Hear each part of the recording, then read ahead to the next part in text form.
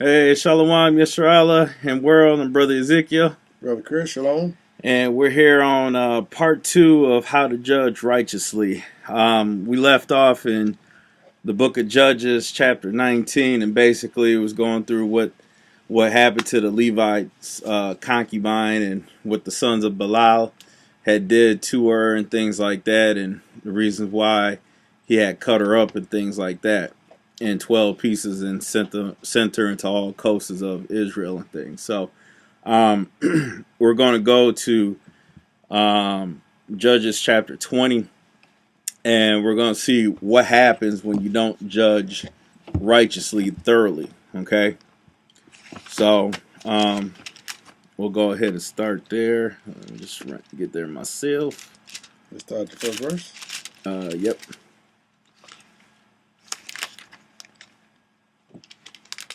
So 20, yeah. Okay. We'll start there. Judges, the 20th chapter, starting at verse 1.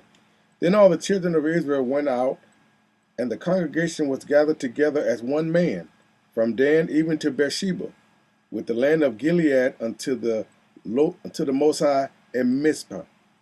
And the chief of all the people, even the tribes of Israel, presented themselves in the assembly of the people of the Most High, 400,000 footmen that drew sword. 400,000 footman drew swords ready to go against Benjamin. Okay? So, wow. But go ahead. Now the children of Benjamin heard that the children of Israel were going up to Mizpah. Then said the children of Israel, Tell us, how was this wickedness? And the Levite, the husband of the woman that was slain, answered and said, I have come to Gibeah, that belongeth to Benjamin. I and my concubine to lodge. And the men of Gibeah rose against me, and beset the house around about upon that night, and thought to have slain me. And my concubine they forced that she is dead. And I took my concubine, and cut her in pieces, and sent her throughout all the country of the inheritance of Israel, for they had committed lewdness and folly in Israel. So stop right there, Ellie. So there's an issue here. Now, they asked this Levite, how was this wickedness? And it says in verse 4 again, and the Levite, the husband of the woman that was slain, answered and said, I came into Gibeah that belonged to Benjamin, I and my concubine to lodge. And the men of Gibeah rose against me, and beset the house round about upon me by night, and thought to have slain me. And my concubine have they forced that she is dead. Now, there's a problem here. Let's go back to Judges 19, and let's see actually what the sons of Belial did. Okay? Let's go to... One moment, y'all.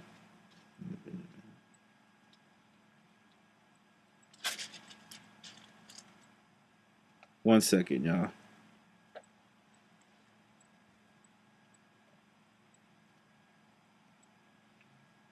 Let's start at verse. Let's start at verse 11, because he missed out a couple of people in this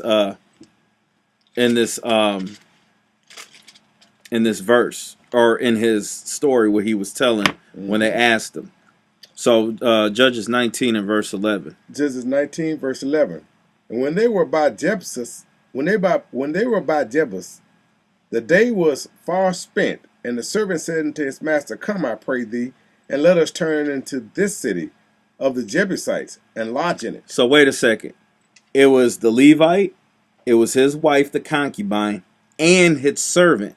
He didn't mention that in Judges 20. Okay? But let's keep reading. Verse 12. And his master said unto him, We will not turn aside hither into the city of a stranger, that is not of the children of Israel. We will pass over to Gibeah.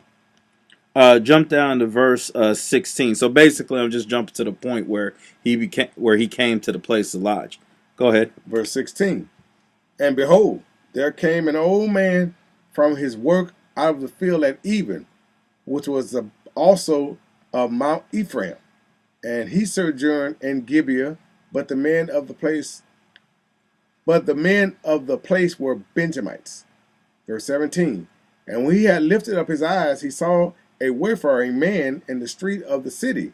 And the old man said, Whither goest thou? And whence comest thou? And he said unto him, We are passing from Bethlehem, Judah, towards the side of Mount Ephraim. From thence am I, and I went to Bethlehem, Judah, and I am now going to the house of the Most High, and there is no man that receiveth me to house. Verse 19. Yet there is both straw and provender for our asses, and there is bread and wine also for me, and for my handmaid, and for the young man which is with thy servants. There is no want of anything. And the old man said, Peace be with thee. Howsoever, let all thy wants lie upon me. Only lodge not in the street. So he brought him into his house and gave provender unto the asses, and they washed their feet, and they did eat and drink. Verse 22. Now as they were making their hearts merry, behold, the men of the city, certain sons of Belial, beset the house round about, and beat at the door, and spake to the master of the house, the old man, saying, Bring forth the man that came into thine house, that we may know him. And the man, the master of the house, went out unto them, and said unto them, Nay, my brother, nay, I pray you, do not so wickedly, seeing that this man is come into mine house, and do not this folly. Behold, there is my daughter a maiden, and his concubine. Them I will bring out now, and humble ye them, and do with them what seemeth good unto you. But unto this man do not so vile a thing. So basically, they were gay, literally. Okay, that's what they were trying to do.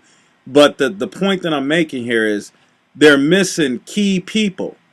When this Levite said, he didn't mention the servant, and he didn't mention the old man, nor the daughter of the old man and things. So what we're reading here is that they wanted to basically sex this man up. That's what they were trying to do. But the Levite told him in Judges 20 and verse 5, it says, And the men of Gibeah rose against me and beset the house around about upon me by night, and thought to have slain me, and my concubine have they forced that she is dead. Now, they didn't touch him, but he claimed that they did. They said that they thought to have slain him. But as we read here, let's go back to 19 and verse 25. It says, But the men would not hearken to him, so the men took his concubine and brought her forth unto them, and they knew her and abused her all the night until the morning. And when the day began to spring, they let her go. So where did they touch him? Where were they trying to slay him and cut him up? It doesn't say that. So he lied in this chapter, as they asked him what was the things that the sons of Belial did in amongst the tribe of Benjamin. Okay, so he didn't tell the full truth. Now let's go back to Judges 20 and verse 6. It says in 20 verse 6, And I took my concubine and cut her in pieces, and sent her throughout all the country of the inheritance of Israel, for they had committed lewdness and folly in Israel. Behold, ye are all children of Israel. Give here your advice and counsel. And all the people arose as one man, saying, We will not any of us go to his tent, neither will any of us turn into his house. But now this shall be the thing which we will do to Gibeah. We will go up by lot against it. Now hold it right there. Now, I'm going to show you exactly where they screwed up at. Okay? Let's hold this. Let's go back to the law. Let's go to Deuteronomy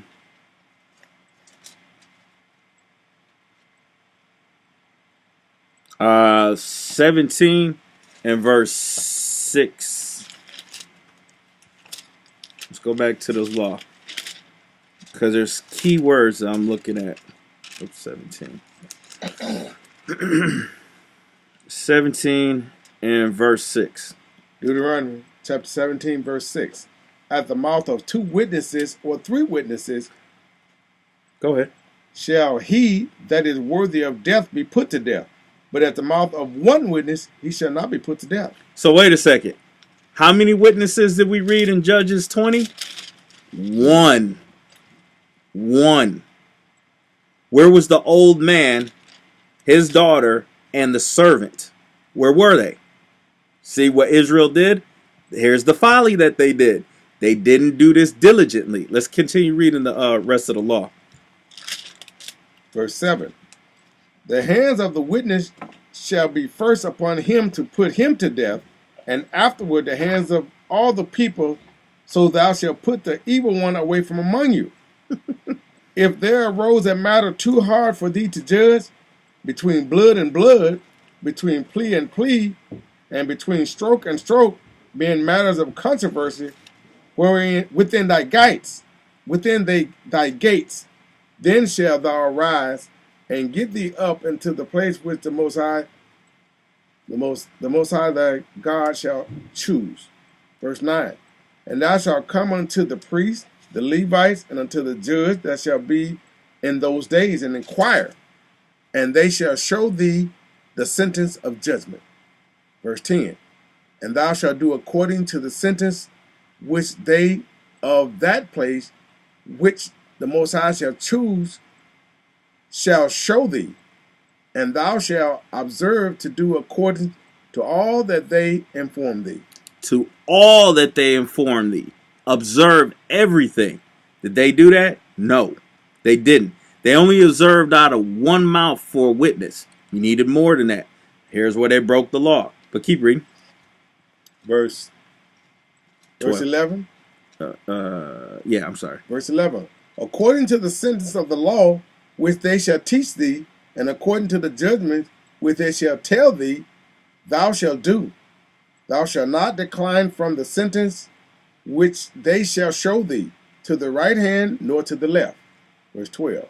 And the man that will do presumptuously, and will not hearken unto the priest that standeth to minister there before the Most High thy God, or unto the judge, even that man shall die. And thou shalt put away the evil from Israel. Keep reading. 13. Verse 13. And all the people shall hear and fear, and do no more presumptuously. Okay. The water elder. Jump to Deuteronomy 19 and verse 15 through 21, and then we'll go back into it. So this is the folly that's happening. Okay. Deuteronomy chapter 19, verse 15. Mm-hmm. 1 witness shall not rise up against a man for any iniquity or for any sin.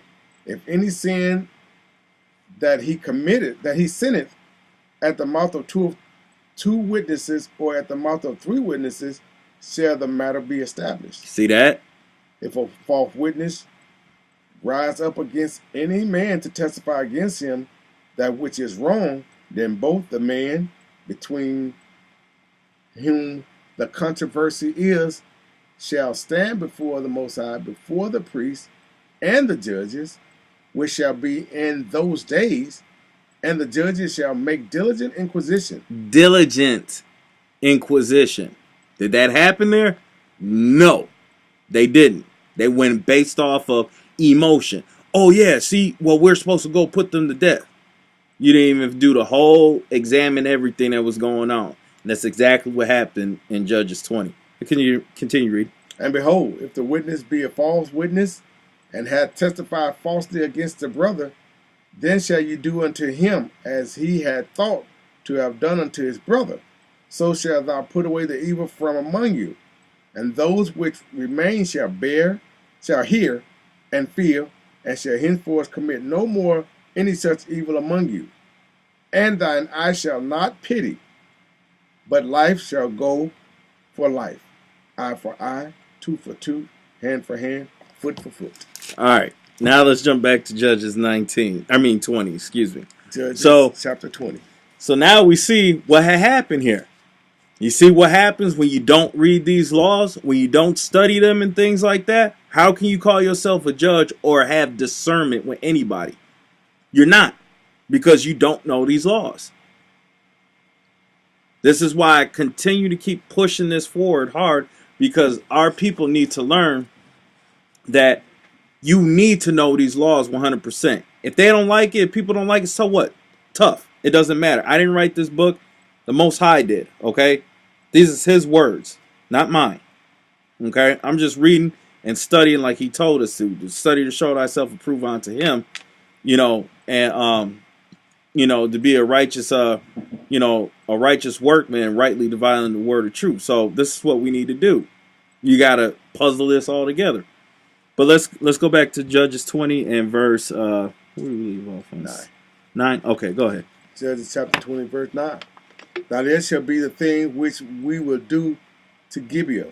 We will go up by lot against it, and we will take 10 men of 100 throughout all the tribes of Israel, and 100 of 1,000, and 1,000 out of 10,000 to fetch victual for the people, that they may do, when they come to Gibeah of Benjamin, according to all the folly that they have wrought in Israel.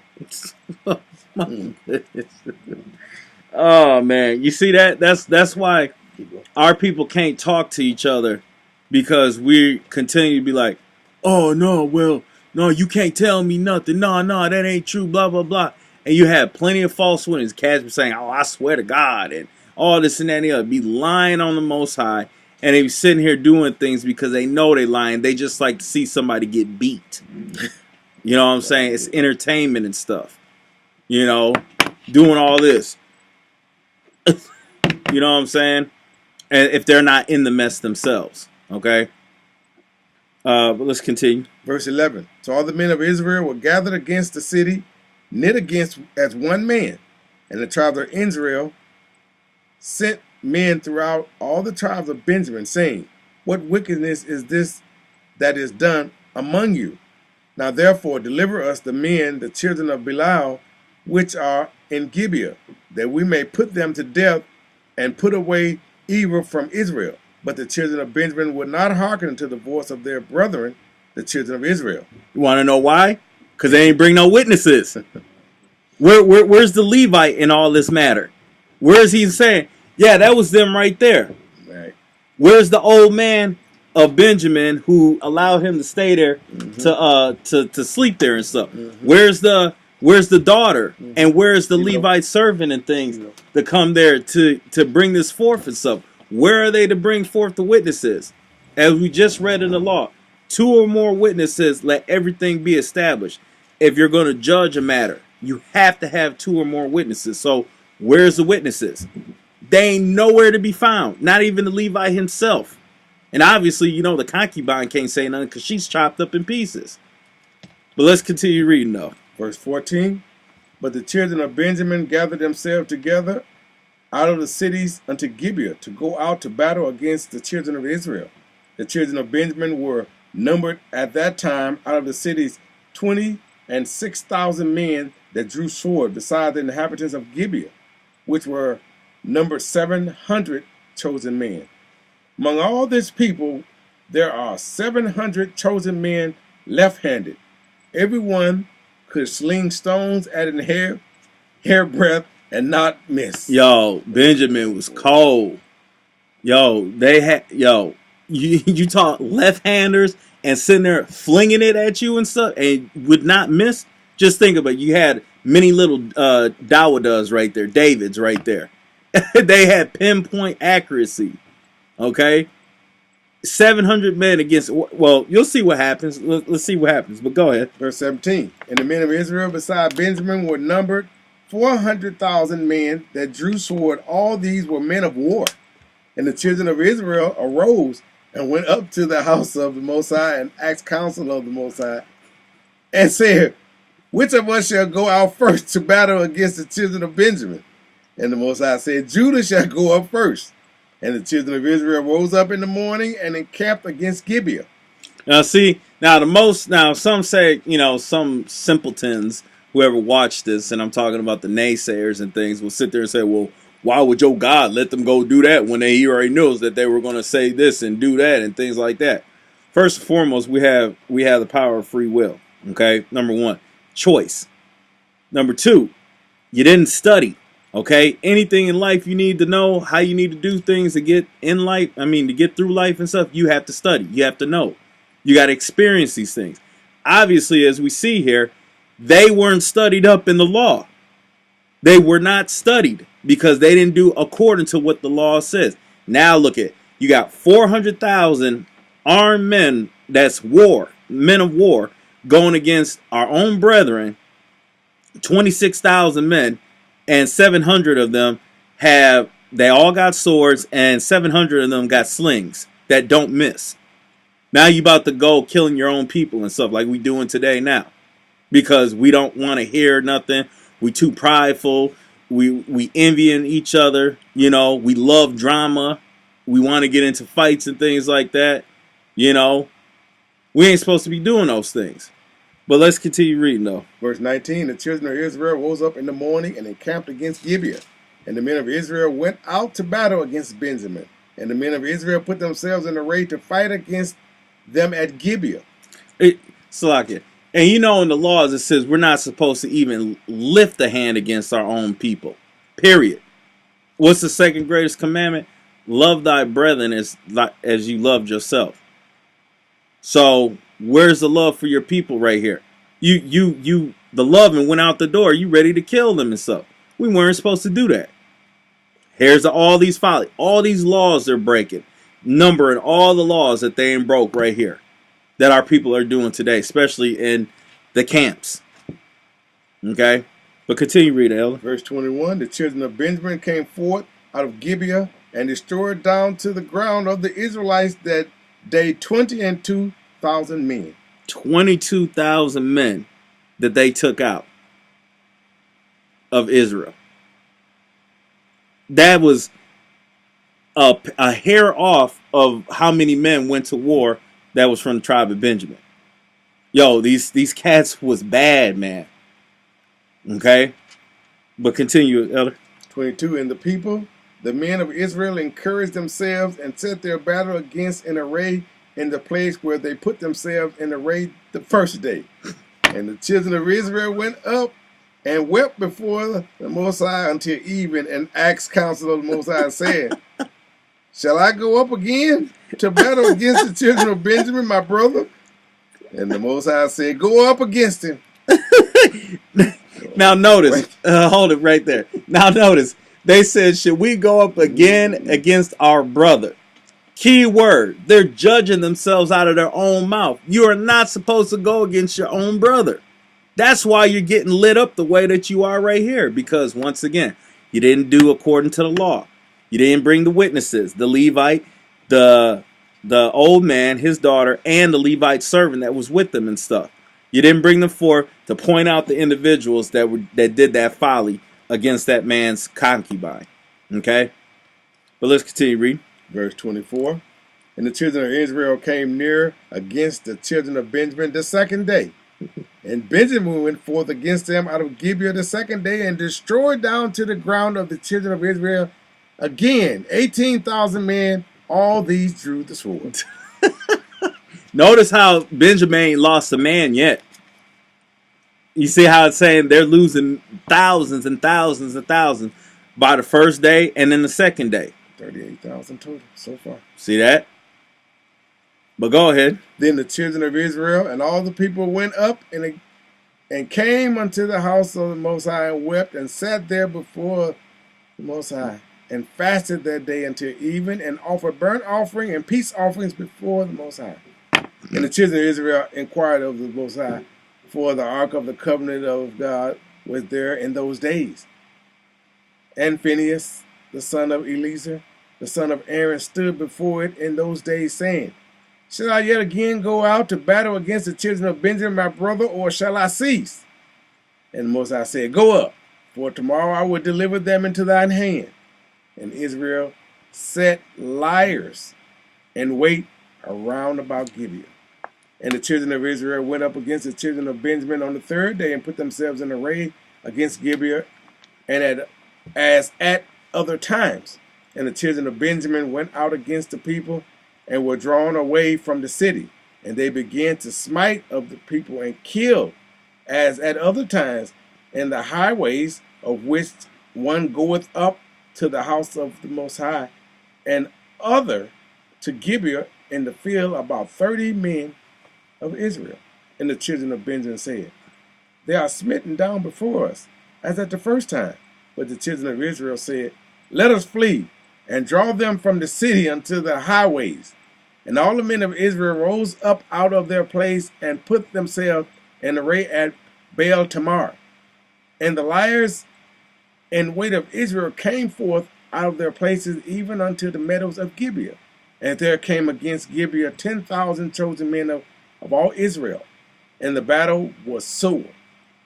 But they knew not that evil was near them. And the Most High smote Benjamin before Israel. And the children of Israel destroyed of the Benjamites that day 25,000 in all the 100 men. And these drew the sword. So the children of Benjamin saw that they were smitten, for the men of Israel gave place to the Benjamites, because they trusted unto the liers and wait which they had set beside Gibeah. And the liers in wait hasted and rushed unto Gibeah, and the liers in wait drew themselves among and smote all the city with the edge of the sword. Now there was an appointed sign between the men of Israel and the liers in wait, that they should make a great flame, and smoke rose up out of the city. And when the men of Israel retired in battle, Benjamin began to smite and kill of the men of Israel about 30 persons, for they said, Surely they are smitten down before us, as in the first battle. But the flame began to arise out of the city with a pillar of smoke. The Benjamite looked, and behold them, and behold, the flame of the city ascended up to heaven. And when the men of Israel turned again, the men of Benjamin were amazed, for they saw that evil was come upon them. Therefore they turned their backs before the men of Israel unto the way of the wilderness. But the battle overtook them, and them which came out of the cities they destroyed in the midst of them. Thus they enclosed the Benjamites round about, and chased them, and trode them down with ease over against Gibeah toward the sunrising. And there fell of Benjamin 18,000 men. All these were men of valor. And they turned and fled toward the wilderness unto the rock of Rimmon. And they gleaned of them in the highways 5,000 men. And they pursued hard after them unto Gidom. And they slew 2,000 men of them. So that all which fell that day of Benjamin were 25,000 men that drew the sword, all of these men of valor. But 600 men turned and fled to the wilderness unto the rock Rimmon, and abode in the rock Rimmon 4 months. And the men of Israel turned again upon the children of Benjamin, and smote them with the edge of the sword, as well as the men of every city, as the beasts, and all that came to hand. Also they set on fire all the cities that came to them. Now, as we know the law that says what you should do with the sons of Belial, in the laws it says you're supposed to smite them with the edge of the sword and burn down the city that they were in. So they kept that law at that much, but still, a lot of men of Benjamin died basically for nothing to uphold these evil men. But they was also in the right in a sense, because all of Israel, when they brought the elders or so forth and so on to talk with the Benjamites, yo, what evil have you done? Bring forth those sons of Belial so we could kill them and burn down the spot. they wouldn't do it because why? They didn't bring any witnesses. So on both sides, there was folly.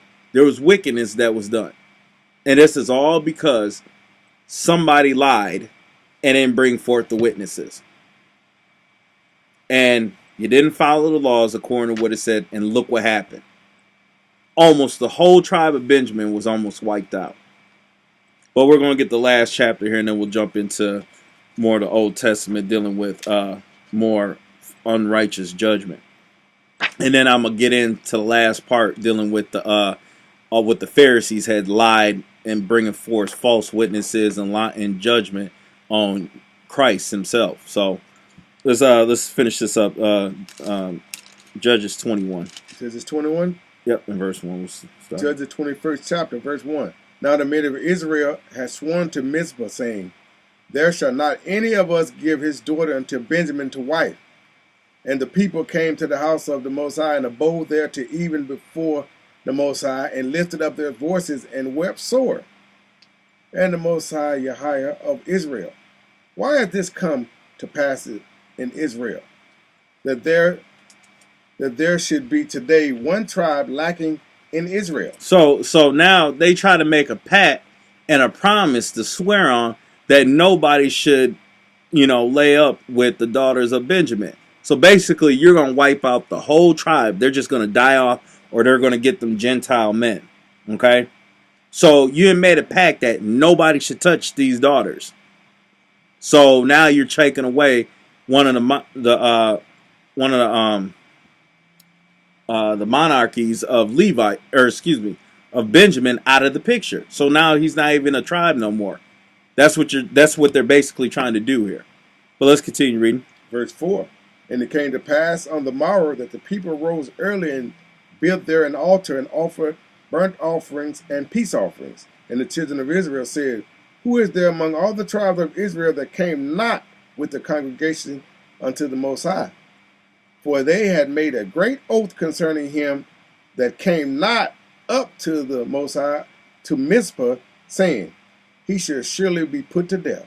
The children of Israel repented them for Benjamin, their brother, and said, there is one tribe cut off from Israel this day. How shall we do for wives for them that remain, seeing we have sworn by the Most High that we will not give them of our daughters to wives?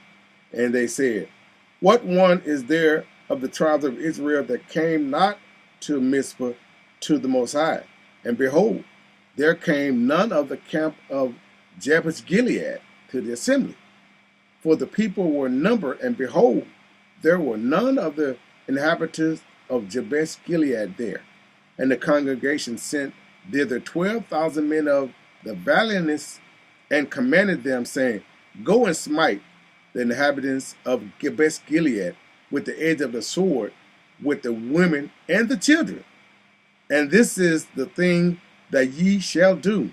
Ye shall utterly destroy every male and every woman that hath lain by man. And they found among the inhabitants of Jabesh Gilead 400 young virgins that had known no man by lying with any male. And they brought them into the camp of Shiloh, which is in the land of Canaan. And the whole congregation sent some to speak to the children of Benjamin that were in the rock Rimmon, and to call peaceably unto them. And Benjamin came again at that time, and they gave them wives, which they had saved alive of the women of Jabesh Gilead, and yet so they sufficed them not. And the people repented of them for Benjamin, because that the Most High had made a breach in the tribe of Israel. Then the elders of the congregation said, how shall we do for wives for them that remain, seeing the women are destroyed out of Benjamin? Wait a second. In verse 15 it says, and the people repented them for Benjamin, because that the Most High had made a breach in the tribes of Israel. Mind you, why would you even try to say that the Most High made a breach in the tribes of Israel when it was your fault that you guys didn't do that according to the law and sought out diligently of the witnesses to find out what was the whole conclusion of the whole matter? You see that? It wasn't the Most High's fault. It was man's fault because you didn't do according to the instructions that the Most High gave us through Christ and through Moses. Okay, but continue reading. Back to verse 16. Then the elders of the congregation said, How shall we do for wives for them that remain, seeing the women are destroyed out of Benjamin? And they said, There must be an inheritance for them that be escaped of Benjamin, that a tribe be not destroyed out of Israel. Howbeit, we may not give them wives of our daughters, for the children of Israel have sworn, saying, Cursed be that giveth a wife to Benjamin. And they said, Behold, there is a feast of the Most High in Shiloh yearly, in a place that is on the north side of Bethel, on the east side of the highway that goeth up from Bethel to Shechem, and on the south of Lebanon. Therefore they commanded the children of Benjamin, saying, Go and lie in wait in the vineyards. You see how much more folly this is going? Look at what they tell them to do. Do more wicked stuff. But go ahead. And see, and behold, if the daughters of Shiloh come out to dance in dances, then come ye out of the vineyards, and catch you every man his wife of the daughters of Shiloh, and go to the land of Benjamin. And it shall be, when their fathers or their brethren came unto us to complain, that we will say unto them, Be favorable unto them for our sakes, because we reserve not to each man his wife in the war. For ye did not give unto them all this time, that ye should be guilty. And the children of Benjamin did so, and took them wives according to the number of them that danced, whom they caught, and they went and returned unto their inheritance, and repaired the cities, and dwelt in them. Verse 24. And the children of Israel departed thence at that time, every man to his tribe and to his family, and they went out from thence, every man to his inheritance. And in those days there was no king in Israel. Every man did what was right in his own eyes. Every man did what was right in his own eyes. And what do we know? What when you do that? What does it say in Jeremiah 17:9? Let's go with it real quick. You see how wicked this was? All this up because one man lied. And all of them followed the laws. Go to heart again. Jeremiah 17:9. The heart is deceitful above all things, desperately wicked. Who could know it? I, the Most High, searches the heart. I try the reins, even to give every man according to his ways and according to the fruits of his doings. Keep reading. As the partridge sitteth on eggs and hatches them not, so he that getteth riches and not by right shall leave them in the midst of his days, and at the end shall be a fool. So all this stuff that they did was all foolish. It was vanity. Okay?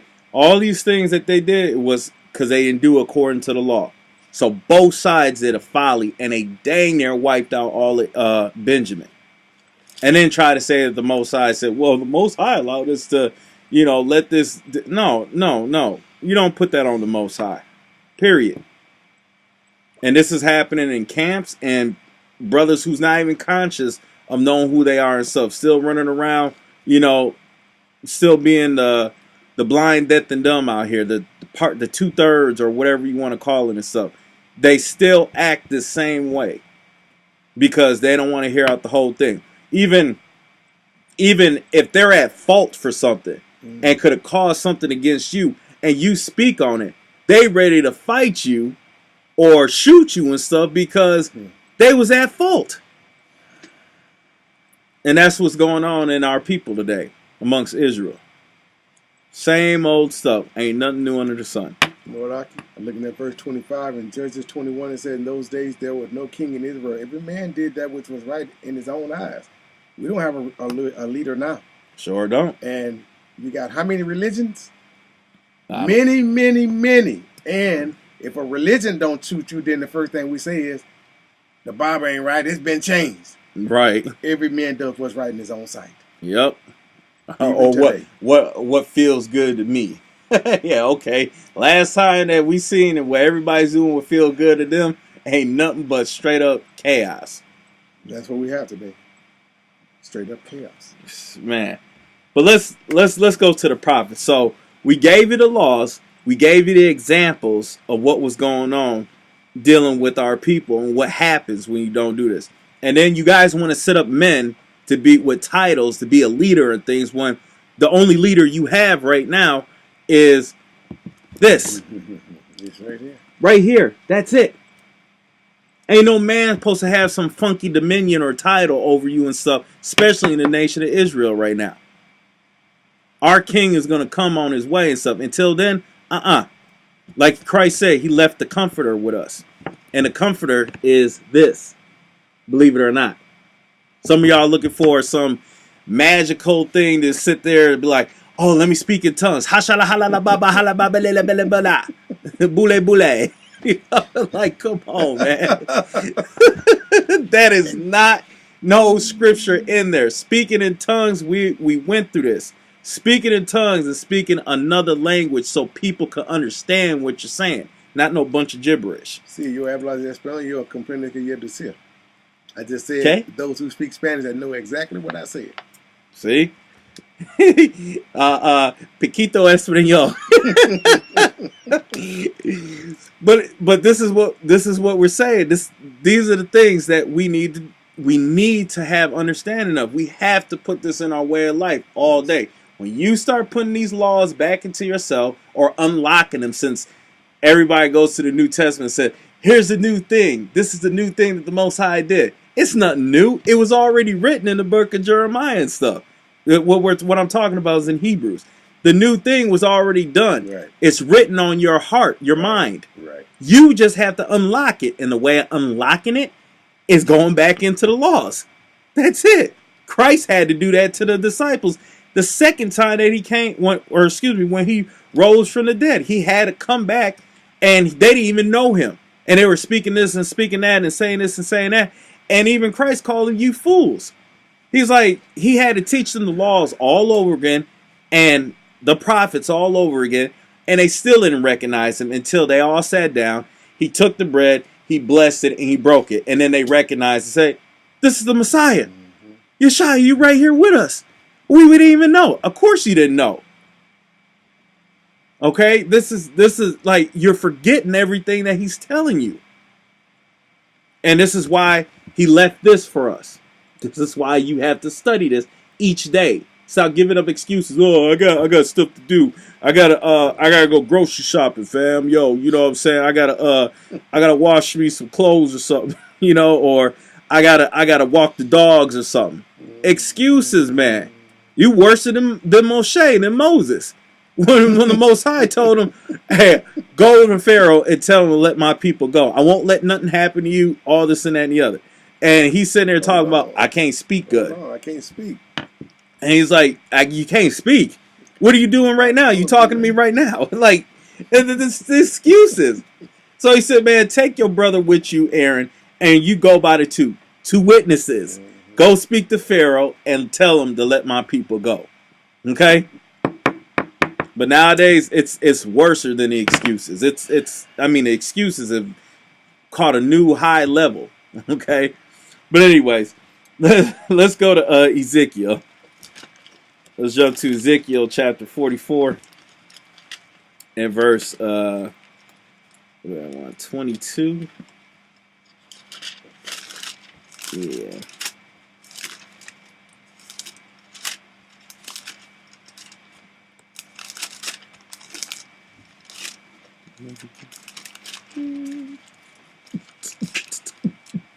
Ezekiel the 44th chapter in verse 22. Actually start at verse 23. Okay. Ezekiel 44th chapter verse 23 reads, and they shall teach my people the difference between the holy and profane, and cause them to discern between the unclean and the clean. Stop right there. So you see what happened? Israel didn't discern who was clean and who was unclean. Unclean, that Levite didn't tell the full truth and didn't bring those witnesses on. So he was unclean himself. And then the sons of Belial were unclean as well Then the whole tribe of Benjamin became unclean. Then all of Israel became unclean because of all the folly that they did. Because they didn't know the law thoroughly. See that?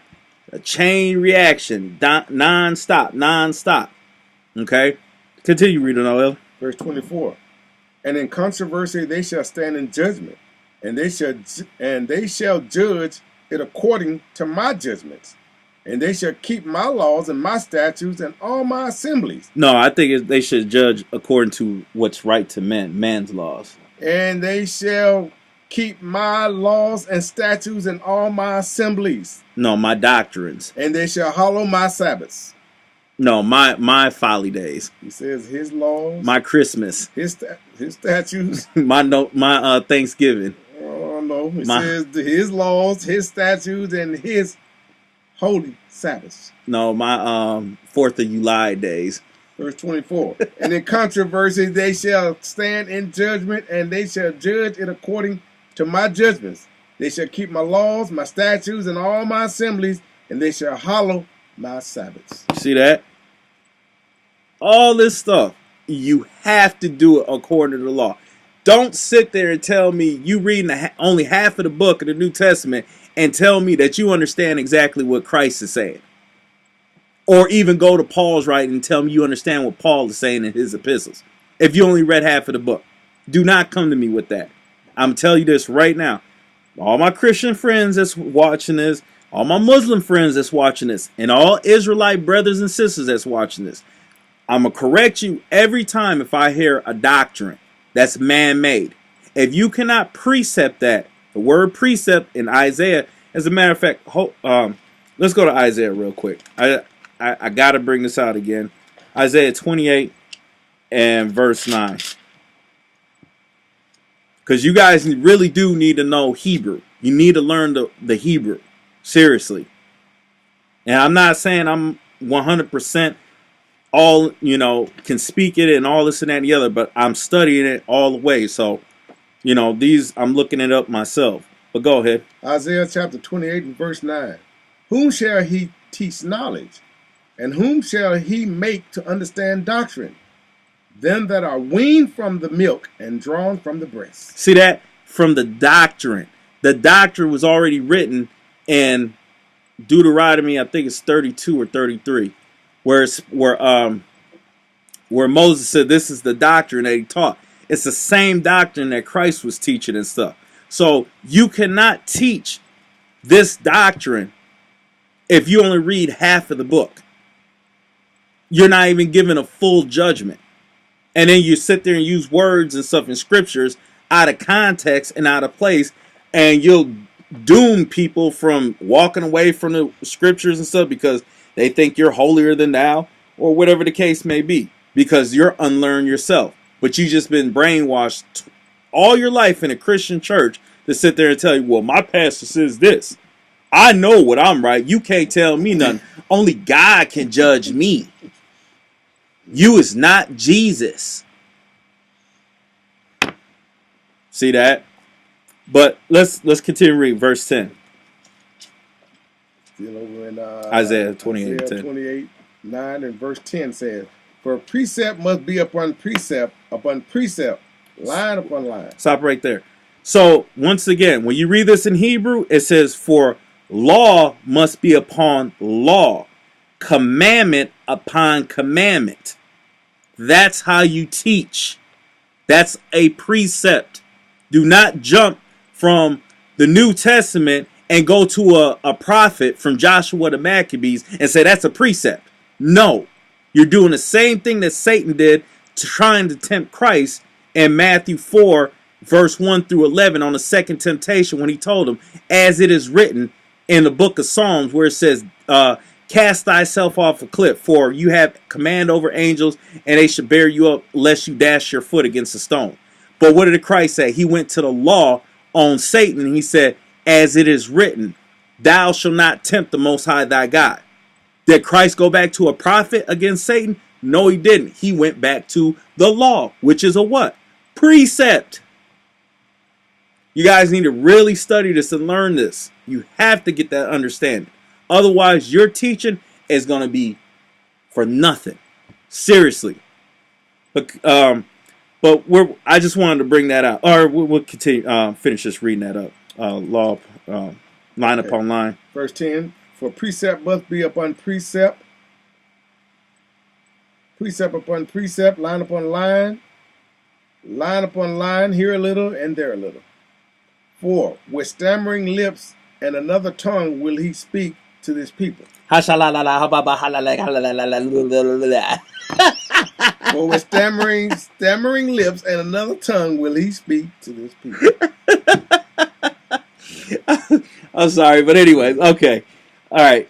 So let's get some more understanding. Let's go back to some wisdom here. Let's jump to Proverbs chapter 19 and verse 7.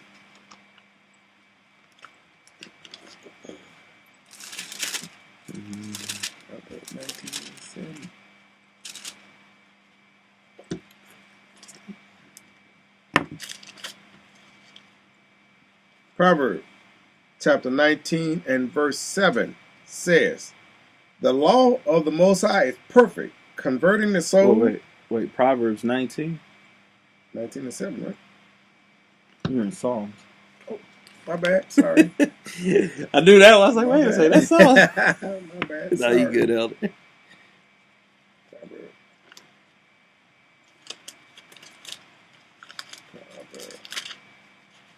Okay, here we go.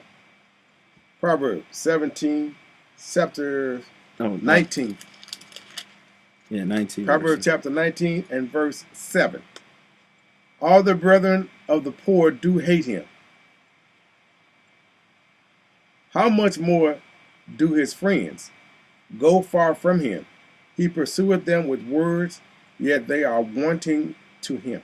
So basically where it's getting at with this, why I went here with this one, is because our people judge on the outer appearance. So they won't deal with a poor man and things like that. They'll just judge them like the old saying, you judge a book by its cover and things like that. And here it is, you're neglecting the poor who may be in need, or they might be a righteous man and stuff.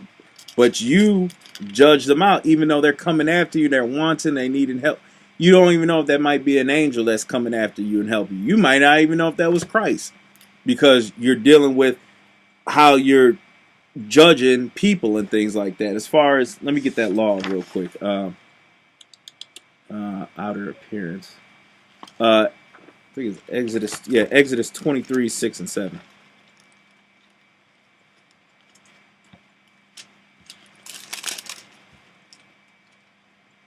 Exodus chapter 23, verse 6 and 7. Verse 6.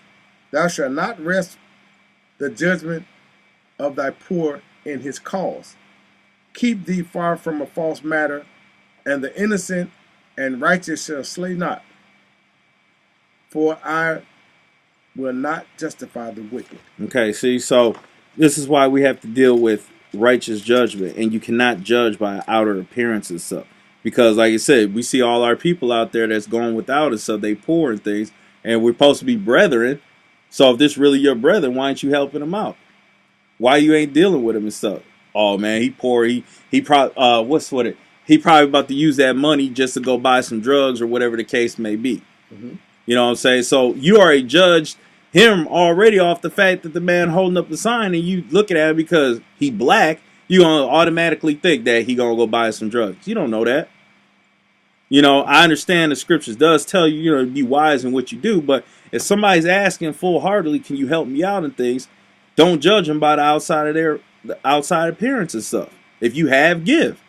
That's written in the laws as well. And like I said, once again, you don't know. That could have been an angel right there. And you had shoot him away. You're like, man, the heck with that. I ain't finna give him nothing. And here it is on Judgment Day. The Most High, or Christ, is going to be like, hey, I had an angel sitting right there, my messenger, who was asking you for money. You neglected to give it to him. So since you neglected to give it to him, you weren't going to give it to me. Knowingly, you wouldn't give it to me. So you ain't done that. You already done it to me. Okay? That's other scriptures that speak on that. But anyways, let's get some more wisdom. Go to Proverbs 24 and 23. And like it says, all righteous judgment can't be respected of persons, none of that stuff. Proverbs 24, verse 23 through 28. Proverbs chapter 24, verse 23 through verse 28. These things also belong to the wise. It is not good to have respect of person in judgment. He that saith unto the wicked, Thou art righteous, him shall the people curse. Nations shall abhor him. But to him that rebuke him shall be delight, and a good blessing shall come upon them. Every man shall kiss his lips that giveth a right answer. Prepare thy work without, and make it fit for thyself in the field, and afterward build thine house. Be not a witness against thy neighbor without a cause, and deceive not him with thy lips. See that? Dang, that just reminds us back with the Levite again. he was deceitful in his lips and stuff. All this folly, all that one little lie can trigger off all these things. And like we said again, if you got best friends out here and things like that, y'all both in the truth, you know he's doing wicked and stuff, you're supposed to tell him you're doing wicked. Back up. You know, like, hey, don't be doing that. But then you're going to sit there and say, oh, man, no, brother, you was right in your cause, what you did. No, you not. No, you wasn't.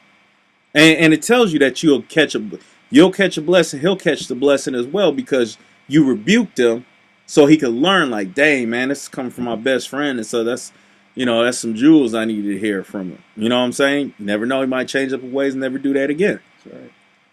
But instead, you rather pacify him because you're well known. You're both well known. You're pedestaling him. Okay? You cannot do that if you're going to be a judge. Okay? Let's go to Proverbs 28 and verse 4 through 5.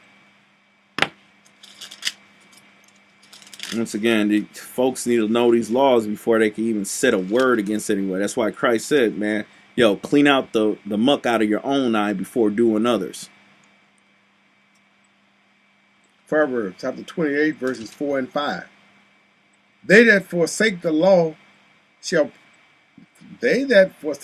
praise the wicked, but such as keep the law contend with them.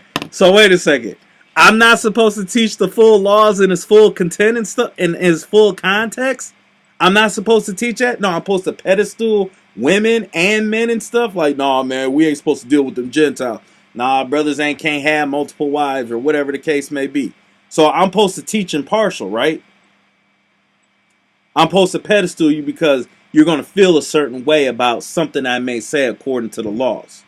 Because you have an issue with the Most High. Not with me, with the Most High.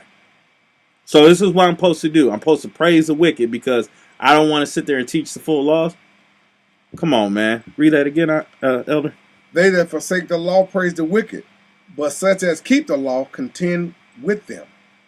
Evil men understand not judgment, but they that seek the Most High understand all things. See that?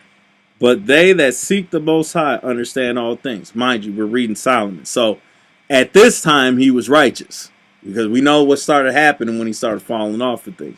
But once again, we're not supposed to do these things. We got to keep those laws. We got to know them. Because it always contends with the wicked. 100%. That's why you're going to get that. If you're afraid to hear somebody sit there and come at you with a mean look and, you can't tell me nothing, dog. You don't know what you talking about. Where's your PhD? Where's your license? What ministry school did you go to? What Hebrew academy did he come out of? What, like, who gave you the authority to teach the God's word? You know, you can't tell me nothing. Oh, well, that's just straight wickedness right there. So this is the folly that we're still dealing with in Israel today amongst the whole world and stuff. Everybody's looking for that little piece of paper that you went to some school for. Which is ridiculous because Christ, none of the prophets went to some school to get a little piece of paper to say, hey, I'm holy. The Most High chose me because I've finished his school that he had on this earth and stuff to teach his word and things. That didn't happen, okay? But anywho, let's go to Amos 5 and 6 and 7. Or I'm sorry, excuse me. I'm sorry, Proverbs 29 and 25. Yeah. Proverbs what? Proverbs 29 and 25 through 27.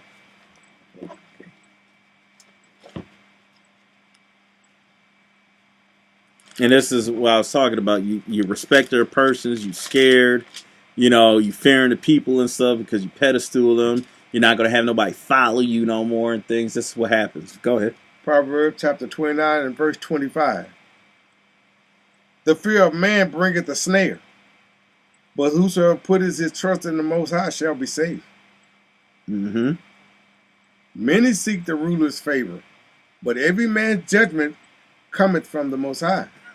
An unjust man is an abomination to the just, and he that is upright in the way is abomination to the wicked. So you are upright because you teach the laws, statute of commandments, like Christ instructed us to do in the first place, to keep this, and you bring this to them. You are a just, uprighteous man.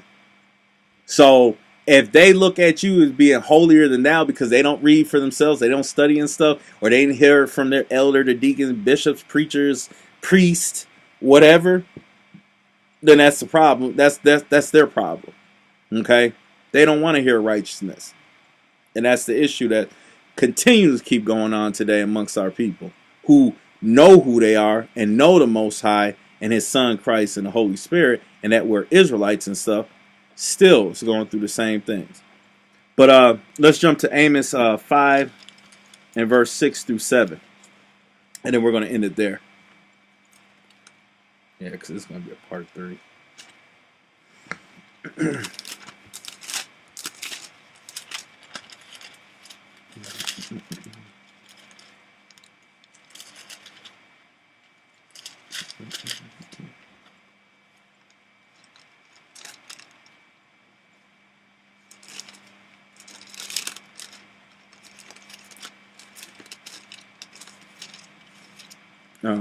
Amos chapter 5, verse 6 through 7. Mm-hmm. Jeez. All right. Amos chapter 5, verses 6 and 7. Seek the Most High, and ye shall live, lest ye break out like fire in the house of Joseph, and devour it, and there be none to quench it in Bethel. Ye who turn judgment to wormwood, and leave off righteousness in the earth. Seek him that maketh the 7 stars of Orion, and turn the shadow of death into morning, and maketh the day dark with night, that calleth for the waters of the sea, and poureth them out upon the face of the earth. The Most High is his name. See that? So that's who you're supposed to be seeking. You need to seek his instructions, his laws. Everything's in there. And this will help you day and night, day and night, day and night through all the things. You can overcome all these things. The temptation of the flesh, over all unrighteousness that's in the world and things like that. The Most High will not leave you if you continue to keep doing it. He will keep you away from evil. Best believe he'll keep his word. Okay? So with that, we're going to end it today. Hope you guys got some more jewels out of this, dealing with judgment and things. But we're going to pick up next time in Amos chapter 5 verse 10 and continue on with this. This will probably be I'm thinking of part 3 because we only got a couple scriptures. So yeah, this is a 3-part segment. Okay, so anyway, all praises to the Most High power of Abraham, Isaac, and Jacob through Hamashiach Yeshai, which is Jesus Christ, and the Holy Spirit and things, and we're happy that we're able to come out here and do these things while we still draw a breath and things. So that's our word that we got to keep on doing this, and we're going to keep doing this and everything to help you guys out and to help out ourselves and everything, so we get the Most High's name written in our foreheads, the Heavenly Father's name, the I am that I am, Ahaya Shah Ahaya. So with that being said, I'm Brother Ezekiel. Brother Chris. And I'm saying Shalom. Shalom.